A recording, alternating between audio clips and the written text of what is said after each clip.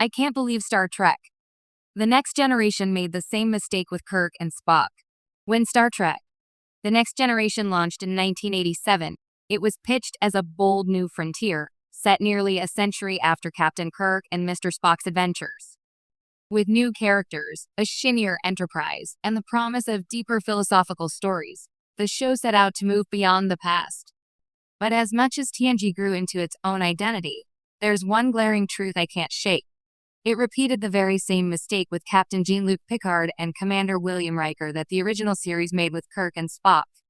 Both pairings were meant to showcase balance, captain and first officer, intellect and intuition, command and loyalty.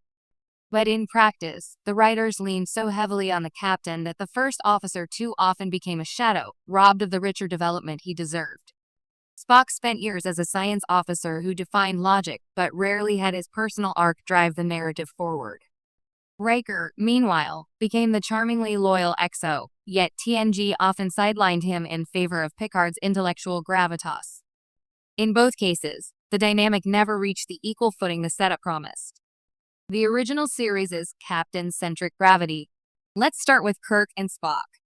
Fans love their dynamic, one emotional human leader, one logical Vulcan thinker, but the actual series often reduced Spock to the alien sounding board for Kirk's instincts.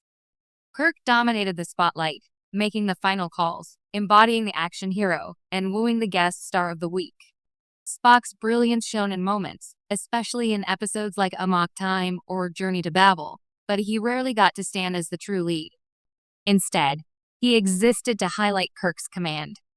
That's not to say Spock wasn't vital. He's arguably the heart of the series, but the scripts consistently tilted in Kirk's favor. Viewers got Kirk and his crew, rather than a true balance between Kirk and Spock. Enter Picard and Riker, and Dej Vu. One might think that by the late 80s, television writing would have shifted to give the first officer more narrative weight. Riker certainly had all the ingredients to thrive. He was charming, bold, a natural leader, and even intended to be the one who would lead away missions while Picard handled diplomacy on the bridge. But despite that setup, TNG ended up repeating the same captain-first mistake. Episodes like The Best of Both Worlds showcased Riker's potential. Faced with command decisions in Picard's absence, he proved himself worthy. For a brief moment, it seemed like the writers were prepared to elevate him beyond loyal second-in-command. But as the series wore on, Picard's intellectualism and moral authority commanded more screen time, while Riker's growth plateaued. He became the dependable XO, the man content to say, "No, Captain, you take the chair. I'll stay right here." Just like Spock, Riker had moments of brilliant second chances, where he literally faces a younger version of himself, or his romantic history with Troy. But overall, the writing often funneled him back into the supporting role, loyal, likable, but rarely transformative. The missed potential of Riker's command path.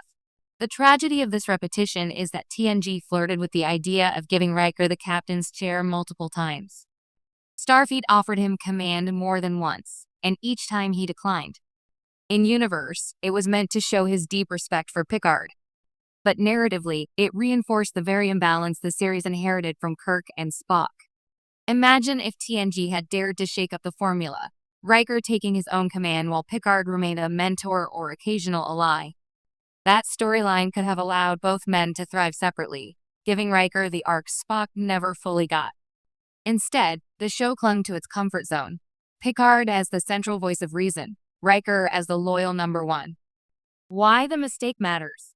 Some fans might argue this imbalance isn't a mistake at all, that it's just the nature of television hierarchy. After all, the show is called Star Trek, The Next Generation, not Star Trek, Riker. But the problem isn't that Picard was central. It's that the writers built a dynamic around the idea of duality just as they did with Kirk and Spock, but never fully committed to making it equal. The imbalance matters because it robbed the audience of richer stories. Spock's Vulcan heritage could have reshaped entire seasons of TOS. Riker's flirtation with independent command could have been a multi-season arc.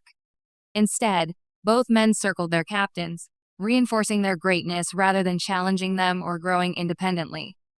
Echoes in later Star Trek. Ironically, later Star Trek shows seem to recognize this issue and course correct. Deep Space Nine leaned into an ensemble where Sisko, Kira, Odo, and even Quark all got strong arcs.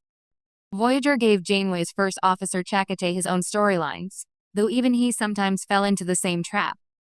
Discovery initially positioned Michael Burnham as a first officer whose journey would outgrow her captain, a clear,